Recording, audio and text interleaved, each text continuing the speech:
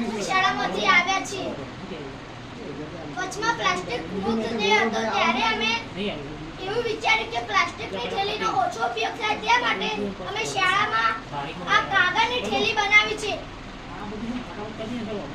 કારણ કે પ્લાસ્ટિક જે જમીનમાં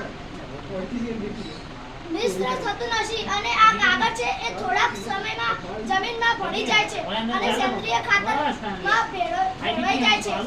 એટલા માટે અમે બધા જ વિદ્યાર્થીઓ પાસે આવી થેલી બનાવરાઈ છે. તો અમે અમારા શાળાના આચાર્ય બેનશ્રીને અમને કહ્યું કે તમે તમારા ગામમાં સરકારી દવાખાનામાં આ થેલીઓ આપ્યો. તો જે સરકારી દવાખાનામાં બેનશ્રી છે તે દર્દીઓને પ્લાસ્ટિકમાં દવા આપે એમને તમે કહેજો કે તમે પ્લાસ્ટિકની થેલીનો ઉપયોગ ઓછો કરો અને આ કાગળની થેલીમાં દવા આપજો અને દર્દીઓને આઈડી થેલી આપજો.